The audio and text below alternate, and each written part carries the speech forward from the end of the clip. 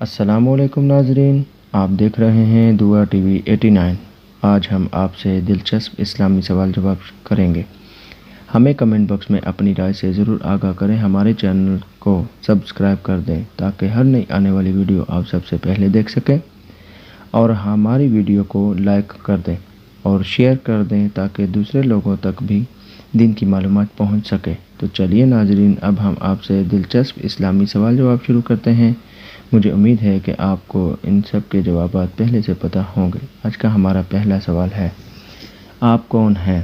تو اس کا جواب ہے مسلمان۔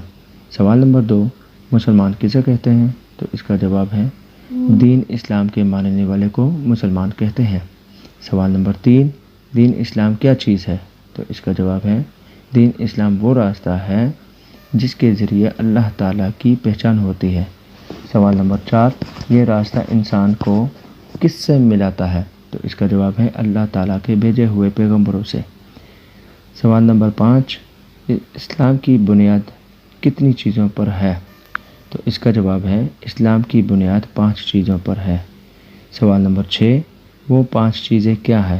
تو اس کا جواب ہے اول، کلمہ شہادت کا زبان سے اقرار کرنا اور دل سے ماننا۔ دوسرے، نماز پڑھنا۔ تیسرا، زکوٰۃ دینا۔ چوتھا، رمضان کے روزے رکھنا۔ اور پانچواں، حج کرنا۔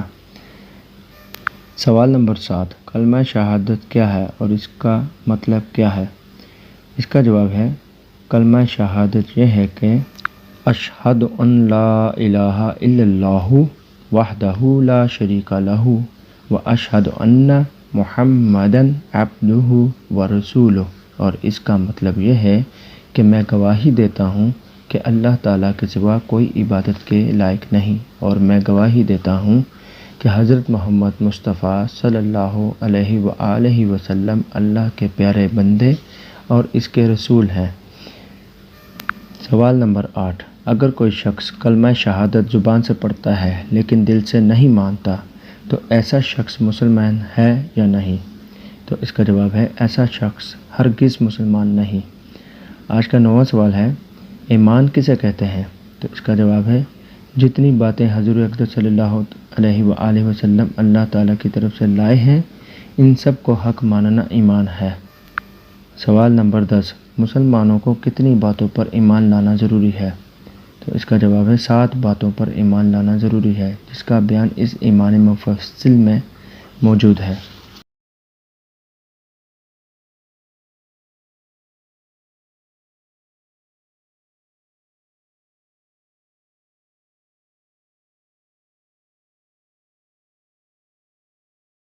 آمنت باللہ وملائکتہ وکتبہ ورسلہ والیوم الآخر والقدر خیرہ وشرہ من اللہ تعالی والبعث بعد الموت۔ ترجمہ، ایمان لایا میں اللہ تعالیٰ پر، اس کے فرشتوں پر، اس کی کتابوں پر اور اس کے رسولوں پر، اور قیامت کے دن پر، اور اس بات پر کہ تقدیر کی اچھائی اور برائی اللہ تعالیٰ کی طرف سے ہے، اور میں اس بات پر ایمان لایا کہ مرنے کے بعد پھر دوبارہ زندہ ہونا ہے۔ سوال نمبر 11، کفر کسے کہتے ہیں؟